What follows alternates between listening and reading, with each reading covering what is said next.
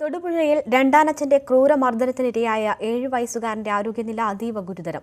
നിലത്തേക്ക് വലിച്ചെറിഞ്ഞതിനെ തുടർന്ന് തലച്ചോറിന് ഗുരുതരമായി പരിക്കേറ്റ കുട്ടി വെന്റിലേറ്ററിലാണ്.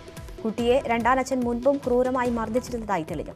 ഇതേക്കുറിച്ച് അധ്യാപകരോട് പറഞ്ഞതിനുള്ള പ്രതികാരമായാണ് കുട്ടിയെ നിലത്തേക്ക് എറിഞ്ഞതെന്നാണ് പോലീസ് നിഗമനം. 4 വയസ്സുള്ള ഇളയ കുട്ടിയും ആശുപത്രിയിൽ ചികിത്സയിലാണ്. കുട്ടിയുടെ അമ്മയുടെ മൊഴി ഇന്ന് പോലീസ് രേഖപ്പെടുത്തും. വിവരങ്ങളുമായി തൊടുപുഴയിൽ നിന്ന് MS അനീഷ് കുമാർ ചേരുന്നു. അനീഷ്, മനുഷ്യമനസാക്ഷിയെ നടുക്കുന്ന സംഭവമാണ് തൊടുപുഴയിൽ ഉണ്ടായിരിക്കുന്നത്. 2 കുട്ടികൾക്ക് നേരിടേണ്ടി വന്ന അതിക്രൂരമായ മർദ്ദനം. ആശുപത്രിയിൽ നിന്ന് ഇപ്പോൾ ലഭിക്കുന്ന വിവരങ്ങൾ എന്തൊക്കെയാണ്? ഈ അമ്മയുടെയും രണ്ടാനച്ഛന്റെയും അറസ്റ്റ് ഉൾപ്പെടെയുള്ള നടപടികൾ ഉണ്ടാകുമോ? രേണുക, അത്ര ശുഭകരമായ വാർത്തകളല്ല നമുക്ക് ആശുപത്രിയിൽ നിന്നും നൽകാൻ കഴിയുന്നത്. അതീവ ഗുരുതരമായ അവസ്ഥയിൽ തന്നെ കുട്ടി തുടരുന്നു എന്നാണ് നമുക്ക് ഏറ്റവും ഒടുവിൽ ഡോക്ടർമാരുമായി ആശയവിനിമയം നടത്തിയപ്പോൾ മനസ്സിലാക്കാൻ കഴിയുന്നത്. ഇന്നലെ ആശുപത്രിയിൽ കുട്ടി എത്തിച്ച സമയം മുതൽ തന്നെ വെന്റിലേറ്ററിലാണ്. ഇപ്പോഴും വെന്റിലേറ്റർ സഹായത്തോടുകൂടിയാണ് ശ്വസനമടക്കമുള്ള കാര്യങ്ങൾ നടത്തുന്നത്. എന്നാൽ എത്രമാത്രം ഇനി മെച്ചപ്പെടും എന്നതിനെ കുറിച്ച് ഡോക്ടർമാർക്ക് ഒന്നും പറയാൻ കഴിയില്ല എന്നാണ് ഡോക്ടർമാർ വ്യക്തമാക്കിയിരിക്കുന്നത്. ഇന്നലെ തലച്ചോറ് തുറന്നുള്ള ചില ശസ്ത്രക്രിയകളൊക്കെ നടത്തിയിരുന്നു. എങ്കിൽ പോലും പ്രതീക്ഷിച്ച കാര്യമായ വക ഇല്ല എന്ന സൂചനകൾ തന്നെയാണ് നമുക്ക് ഇപ്പോഴും ആശുപത്രിയിൽ നിന്ന് ലഭിക്കുന്നത്. കുട്ടിയുടെ അമ്മ ആശുപത്രിയിൽ ICUവിൽ ഇപ്പോൾ കുട്ടിയോടൊപ്പമുണ്ട്. എന്നാൽ രണ്ടാനച്ഛനെ ഇന്നലെ തന്നെ പോലീസിന്റെ കസ്റ്റഡിയിലേക്ക് മാറ്റിയിരുന്നു. തൊടുപുഴ പോലീസ് സ്റ്റേഷനിലാണ് അയാൾ ഉള്ളത്. അമ്മയുടെ മൊഴി ഒരിക്കൽ കൂടി രേഖപ്പെടുത്തിയ ശേഷം ഇയാളെ ഔദ്യോഗികമായി അറസ്റ്റ് ചെയ്യും, അല്ലെങ്കിൽ അറസ്റ്റ് രേഖപ്പെടുത്തും എന്നാണ് പോലീസ് അറിയിച്ചിരിക്കുന്നത്. വളരെ ക്രൂരമായ മർദ്ദനമാണ് പ്രതിയിൽ നിന്നും ഈ കുട്ടിക്ക് ഏൽക്കേണ്ടി വന്നത്. ഈ രണ്ടാനച്ഛന്റെ വാഹനത്തിൽ നിന്ന് ഒരു കോടാലിയും ഒപ്പം പാതി കഴിച്ച അവശേഷിക്കുന്ന മദ്യകുപ്പി അടക്കമുള്ള സാധന സാമഗ്രികളും പോലീസ് കണ്ടെത്തിയിട്ടുണ്ട്. വളരെ ക്രൂരമായ മർദ്ദനം തന്നെ നടത്തിയതായാണ് ഇളയ കുട്ടിയിൽ നിന്നും പോലീസ് മനസ്സിലാക്കിയിരിക്കുന്നത്. ഇളയ കുട്ടിയും കാര്യമായി തന്നെ മർദ്ദിച്ചിരുന്നു. ഇതിനുശേഷം ഈ പരിക്ക് പറ്റിയ കുട്ടിയുമായി ആശുപത്രിയിൽ പോയപ്പോഴും ഇളയ ആളെ അർദ്ധരാത്രിയോടനുബന്ധിച്ച് വീട്ടിൽ തനിച്ച് നിർത്തിയിട്ടാണ്, കേവലം 4 വയസ്സുള്ള കുട്ടിയെ തനിച്ചാക്കിയിട്ടാണ് പോയത്. മണിക്കൂറുകളോളം ആ കുട്ടി ആ വീട്ടിൽ ഒറ്റയ്ക്ക് ഇരിക്കേണ്ട അവസ്ഥ വന്നു. തുടർന്ന് പോലീസ് കൺട്രോൾ റൂമിൽ നിന്നും അയൽവാസികളെ വിവരം അറിയിച്ചതിനെ തുടർന്ന് അവരെത്തിയാണ് കുട്ടിയെ സുരക്ഷിതമായ സ്ഥാനത്തേക്ക് മാറ്റിയത്. എന്തായാലും അമ്മയുടെ മൊഴി ഒരിക്കൽ കൂടി രേഖപ്പെടുത്തിയ ശേഷം കാര്യങ്ങളിൽ വ്യക്തത വരുത്തി അരുൺ ആനന്ദിനെ അറസ്റ്റ് ചെയ്യും എന്ന് തന്നെയാണ് നമുക്ക് മനസ്സിലാക്കാൻ കഴിയുന്നത്. കുട്ടിയുടെ ജീവൻ തിരിച്ചു പിടിക്കുന്നതിനുള്ള എല്ലാ നടപടികളും ആശുപത്രിയിൽ എല്ലാ രീതിയിലുള്ള ചികിത്സകൾ നൽകുന്നെങ്കിലും വലിയ പ്രതീക്ഷയ്ക്ക് വകയില്ല എന്ന് തന്നെയാണ് നമുക്ക് ഏറ്റവും ഒടുവിൽ നൽകാൻ കഴിയുന്ന വിവരം. രേണുക, അനീഷ്, ഇതിൽ രണ്ടാനച്ഛനെ ചോദ്യം ചെയ്യുകയാണ് പോലീസ് എന്നതാണ് നമുക്ക് ലഭിക്കുന്ന വിവരം. അറസ്റ്റ് ഉൾപ്പെടെയുള്ള നടപടികളിലേക്ക് നീങ്ങുമോ? മാത്രവുമല്ല, ഇത് ആദ്യത്തെ സംഭവമല്ല. നേരത്തെയും ഈ കുട്ടികളെ അയാൾ ക്രൂരമായി മർദ്ദിച്ചിരുന്നു എന്നാണ് മനസ്സിലാക്കുന്നത്. അക്കാര്യങ്ങളൊക്കെയും രഹസ്യമാക്കി വെക്കുകയും ഇപ്പോഴും ഈ നിലയ്ക്കൊക്കെ മർദ്ദനമേക്കുന്ന സാഹചര്യം വരെയും കാര്യങ്ങൾ എത്തിയിട്ടും അത് പുറത്ത് പറയാതിരിക്കുകയും ചെയ്തിരുന്നു അവരുടെ അമ്മ. അപ്പോൾ അമ്മയെയും പ്രതിസ്ഥാനത്തേക്ക് കൊണ്ടുവരാനായിരിക്കുമോ നീക്കം? രേണുക, അത്തരത്തിൽ ഉള്ള കാര്യങ്ങളാണ് പുരോഗമിക്കുന്നത്. കാരണം വളരെ വിശദമായ അന്വേഷണമാണ് പോലീസ് നടത്തുന്നത്. ഈ കുട്ടികളുടെ അച്ഛൻ ഒരു വർക്ക്ഷോപ്പ് ജീവനക്കാരനായിരുന്നു. 10 മാസം മുമ്പാണ് ഇയാൾ മരിച്ചത്. ഇതിനോടനുബന്ധിച്ച സമയത്ത് തന്നെ ഈ കുട്ടികളുടെ അമ്മയുമായി അടുക്കുകയും ഒപ്പം താമസിക്കുകയുമായിരുന്നു എന്നാണ് നമുക്ക് ഇപ്പോൾ മനസ്സിലാക്കാൻ കഴിയുന്നത്. ഔദ്യോഗികമായി വിവാഹം നടത്തി അടക്കമുള്ള കാര്യങ്ങൾ ചെയ്തിരുന്നില്ല. ഈ കുട്ടികളുടെ അമ്മയോടൊപ്പം കൂടിയ സമയം മുതൽ തന്നെ ഈ കുട്ടികൾക്കെതിരെ വലിയ ക്രൂരത അല്ലെങ്കിൽ മർദ്ദനം അഴിച്ചുവിട്ടിരുന്നു ഇയാൾ എന്ന് മനസ്സിലാക്കുന്നു. ഇപ്പോൾ താമസിച്ചിരുന്ന ഞാൻ തിരിച്ചു വരാം അനീഷ്. ഇപ്പോൾ മിനിസ്റ്റർ KK ശൈലജ നമ്മോടൊപ്പം ടെലിഫോൺ ലൈനിൽ ചേരുകയാണ്. മിനിസ്റ്റർ, ആരുടെയും കണ്ണു നനയിക്കുന്നതാണ് തൊടുപുഴയിൽ ഉണ്ടായിരിക്കുന്ന സംഭവങ്ങൾ. ആ ഇളയ കുട്ടിയുടെ വാക്കുകളിൽ നിന്നാണ് എന്തൊക്കെയാണ് സംഭവിച്ചത് എന്ന് മനസ്സിലാക്കുന്നത്. എങ്ങനെയാണ് ഈ കാര്യങ്ങളെ കാണുന്നത്?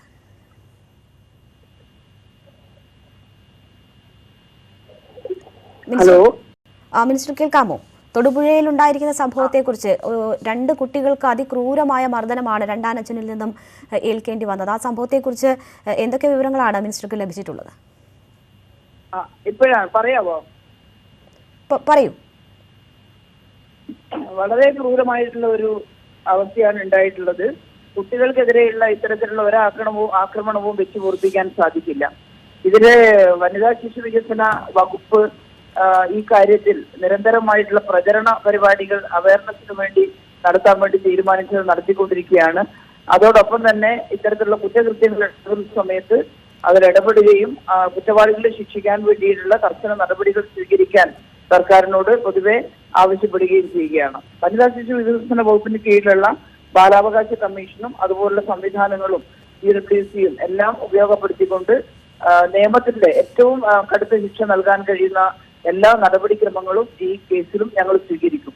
അതുപോലെ തന്നെ ആഭ്യന്തര വകുപ്പ് ഇതിന്റെ ഒരു വലിയ ക്രിമിനൽ കുറ്റമാണ്. ആ രീതിയിൽ ആഭ്യന്തര വകുപ്പിന്റെ ഭാഗത്തു നിന്നും നല്ല ഇടപെടൽ തന്നെ ഉണ്ടാകും. അതുണ്ടായിട്ടുണ്ട്. ബഹുമാനപ്പെട്ട മുഖ്യമന്ത്രിയും ഇത്തരം കാര്യങ്ങളിൽ കർശനമായ നടപടി തന്നെ സ്വീകരിക്കാൻ വേണ്ടി നിർദ്ദേശിച്ചിട്ടുണ്ട്. ഈ കേസിലും അങ്ങനെ തന്നെയാണ് ഉണ്ടാവുക. കുട്ടികളുടെ അവകാശങ്ങളെ ലംഘിക്കാൻ, കുട്ടികളെ അടിമകളെ പോലെ പെരുമാറിക്കൊണ്ട് കുട്ടികളെ ഈ രീതിയിൽ പീഡിപ്പിക്കുന്നതിന് ഒരു കാരണവശാലും അനുവദിക്കാൻ പറ്റില്ല. സമൂഹവും ഉണർന്ന് പ്രവർത്തിക്കേണ്ടതായിട്ടുണ്ട്. കുട്ടികൾക്ക് അവരുടേതായിട്ടുള്ള അവകാശമുണ്ട്. അവരെ ഇങ്ങനെ അടിച്ചമർത്താനും അവരുടെ ചെറിയ പ്രായത്തിൽ അവരുടെ മാനസികവും ശാരീരികവുമായിട്ടുള്ള വളർച്ചയെ തന്നെ ഹനിക്കുന്ന രീതിയിൽ ഇടപെടാനും ഒരു കാരണവശാലും അനുവദിക്കില്ല. കുട്ടികളുടെ അവകാശം സംരക്ഷിക്കാൻ വേണ്ടിയിട്ടുള്ള കർശന നടപടികൾ സ്വീകരിക്കുമെന്നാണ് എനിക്ക് പറയാനുള്ളത്. മിനിസ്റ്റർ, ഈ കുട്ടിയുടെ ആരോഗ്യനില സംബന്ധിച്ച് മിനിസ്റ്റർക്ക് ലഭിക്കുന്ന വിവരം എന്താണ്? ഇതില് കോലഞ്ചേരി മെഡിക്കൽ കോളേജിലാണ് ഈ കുട്ടിയെ അഡ്മിറ്റ് ആക്കിയിട്ടുള്ളത്. ഞാനത് പ്രത്യേകിച്ച് പറഞ്ഞു. ഞാൻ ഇടുക്കി DMOനോടും DPOനോടും DCMനോടും അവിടെ സന്ദർശിച്ച് ഈ കാര്യങ്ങൾ മനസ്സിലാക്കാൻ വേണ്ടി ആവശ്യപ്പെട്ടിട്ടുണ്ട്. ഏതെങ്കിലും തരത്തിലുള്ള വിദഗ്ധ ചികിത്സ ആവശ്യമാണെങ്കിൽ അത് ആരോഗ്യ വകുപ്പ് തന്നെ, സാധാരണ ഞങ്ങൾ ഇത്തരം എല്ലാ കേസിലും അങ്ങനെയാണ് ചെയ്തുകൊണ്ടിരിക്കാറ്.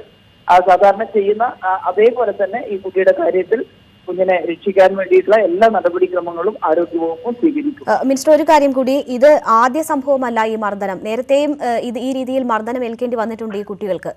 അമ്മ ഒരു പരിധി വരെ അതിന് കൂട്ടുനിന്നു എന്ന് വേണം കരുതാൻ. കാരണം പലപ്പോഴും ഉണ്ടാകുന്ന സംഭവങ്ങൾ മറച്ചുവെച്ചു. ഇന്നലെയും ആശുപത്രിയിലും ഒക്കെ സുഹൃത്തിനെ സംരക്ഷിക്കുന്ന തരത്തിലുള്ള മൊഴികളാണ് അവരുടെ ഭാഗത്തു നിന്നും ഉണ്ടായതെന്നാണ് മനസ്സിലാക്കുന്നത്. ആ ഒരു സാഹചര്യത്തിൽ ഈ കുട്ടികളുടെ സംരക്ഷണം ഏറ്റെടുക്കാനുള്ള എന്തെങ്കിലും നീക്കം ഉണ്ടാകുമോ? തീർച്ചയായിട്ടും. ഞാനത് സാമൂഹ്യ നീതി വകുപ്പ് ഡയറക്ടർ ഷീബ ജോർജുമായിട്ട് സംസാരിച്ചിട്ടുണ്ട്. അവിടെ അന്വേഷിച്ചിട്ട് ഏത് രീതിയിലാണ് സാമൂഹ്യനീതി വകുപ്പിന് കുട്ടിയുടെ സംരക്ഷണം ഏറ്റെടുക്കാൻ സാധിക്കുക എന്നുള്ളത് അടിയന്തരമായി പരിശോധിച്ച് റിപ്പോർട്ട് ചെയ്യാൻ പറഞ്ഞിട്ടുണ്ട്. അങ്ങനെ ഏറ്റെടുക്കാറുണ്ട്. സാമൂഹ്യനീതി വകുപ്പും ആരോഗ്യ വകുപ്പും ചേർന്ന് കുട്ടികളുടെ ആരോഗ്യ പ്രശ്നങ്ങൾ പരിഹരിക്കുന്നതിനും അതുപോലെ തന്നെ അവരുടെ സംരക്ഷണം പൂർണ്ണമായിട്ടും ഏറ്റെടുക്കുന്നതിനും തയ്യാറാകും. കുട്ടികളെ അനാഥരാക്കില്ല. അതിന്റെ സാമൂഹ്യനീതി വകുപ്പ് ഓഫീസറോട് അവിടെ ബന്ധപ്പെട്ടുകൊണ്ട് ഈ കാര്യത്തിലുള്ള റിപ്പോർട്ട്, അടിയന്തര റിപ്പോർട്ട് ഞാൻ ആവശ്യപ്പെട്ടിട്ടുണ്ട്. അതനുസരിച്ച് കുട്ടികളുടെ സംരക്ഷണം എന്തായാലും ഏറ്റെടുക്കും. വളരെ നന്ദി മിനിസ്റ്റർ, ഞങ്ങളോട് സഹകരിച്ചതിന്. എന്തായാലും കുട്ടിയുടെ ആരോഗ്യനില ഗുരുതരമായി തന്നെ തുടരുകയാണ്. എല്ലാവിധ ചികിത്സാ സഹായങ്ങളും ഉറപ്പുവരുത്തുമെന്ന് മിനിസ്റ്റർ പറയുന്നു. അതിനുശേഷമുള്ള അവരുടെ സംരക്ഷണം ഏറ്റെടുക്കാനുള്ള നടപടികൾ ഉണ്ടാകും എന്നുകൂടി മിനിസ്റ്റർ ഉറപ്പു നൽകുന്നു. മർദ്ദനമേറ്റ 7 വയസ്സുകാരന്റെ കുടുംബം തൊടുപുഴയിൽ താമസത്തിനെത്തിയത് 1 മാസം മുൻപാണെന്ന് അയൽവാസികൾ പറഞ്ഞു. നാട്ടുകാരുമായി കുടുംബം ബന്ധം പുലർത്തിയിരുന്നില്ല. 4 വയസ്സുള്ള ഇളയ കുട്ടി മണിക്കൂറുകളോളം വീട്ടിൽ ഒറ്റയ്ക്ക് കഴിഞ്ഞതായും അയൽവാസി പറഞ്ഞു. അല്ല, കൊച്ച് തന്നെയായിരുന്നു, ഒറ്റയ്ക്കായിരുന്നു കിടന്നിരുന്നത്. ബെഡ് സോഫയിൽ ഫ്രണ്ട് ഹാളിൽ ഡോറ് തുറന്ന് കിടക്കുന്നു. ഹാളിൽ വെറുതെ കിടക്കുക കൊച്ച്. ഞങ്ങൾ കൊച്ചിനെ എടുത്തുകൊണ്ട് പോയിരുന്നു. എല്ലാം തുറന്നു കിടക്കായിരുന്നു. ഒന്നും അറിയില്ല. ഞങ്ങൾ അറിയുന്ന ഇവരെ പറ്റി 1 മാസമായുള്ള ഇവിടെ വന്നിട്ട്. അപ്പം ഇവരെ പറ്റി യാതൊരു ഇവർ തിരുവനന്തപുരംകാരാന്നൊക്കെ പറഞ്ഞു. നമ്മൾ കൂടുതലായിട്ട് ഞങ്ങൾ എടുക്കാറില്ല. കടലൊക്കെ പോകുന്നുണ്ട് ഇവരൊക്കെ. പക്ഷേ ആൾക്കാർ ഇവരുടെ കാലൊടിച്ചിരിക്കാൻ പറ്റി അവനങ്ങനെ പോകുന്നില്ല പുറത്തേക്ക്, ഈ അരുണെന്ന് പറയാൻ. പക്ഷെ അത്ര പന്തിയാവും തോന്നില്ല. അവൻ്റെ ജീവിത രീതിയൊക്കെ കണ്ടപ്പോൾ പന്തിയാവും തോന്നില്ല. അതൊന്നും കേട്ട് അറിയില്ല.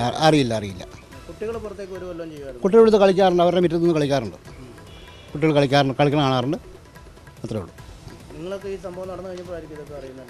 പോലീസ് കൺട്രോൾ റൂമിൽ നിന്ന് വിളിക്കുമ്പോൾ ഈ സംഭവം പറയണേ, ഈ കൊച്ചിങ്ങനെ അങ്ങനത്തെ സംഭവം ഉണ്ടായിട്ടുണ്ട്, കൊച്ചിനെ എടുത്തുകൊണ്ട് വരാമോ, അതിനെ സംരക്ഷിക്കാമോ എന്ന് ചോദിച്ചു. ശരി നോക്കാം. ആദ്യം ഒന്ന് മടിച്ചു നിന്നെങ്കിൽ പോലും രണ്ടാമത് ഞങ്ങൾ ആലോചിച്ചപ്പം കൊണ്ടുവരാൻ സാറിന് ഉത്തരവാദിത്വം ഉണ്ടെങ്കിൽ കൊണ്ടുവരാം, ആ കുഴപ്പമില്ല, ധൈര്യമായിട്ട് നിങ്ങൾ എടുത്തുകൊണ്ട് പോരെ എന്ന് പറഞ്ഞുകൊണ്ടാണ് ഞങ്ങൾ കൊച്ചിനെ എടുക്കാൻ പോയത്. നാട്ടുകാരുടെ പ്രതികരണമാണ് കേട്ടത്. 1 മാസം മാത്രമേ ആയിട്ടുള്ളൂ ഈ കുടുംബം അവിടെ താമസം ആരംഭിച്ചിട്ട് എന്നാണ് പറയുന്നത്. എന്തായാലും ഇളയ കുട്ടിയുടെ വാക്കുകളിലൂടെയാണ് 2 കുട്ടികൾക്ക് മേൽക്കേണ്ടി വന്ന അതിക്രൂരമായ മർദ്ദനത്തിന്റെ വിവരങ്ങൾ പുറം ലോകം അറിയുന്നത്. മുതിർന്ന കുട്ടി വെന്റിലേറ്ററിലാണ്. അതിന്റെ ആരോഗ്യനില ഗുരുതരമായി തുടരുകയാണ്. രണ്ടാമത്തെ കുട്ടിയും ചികിത്സയിലാണ്.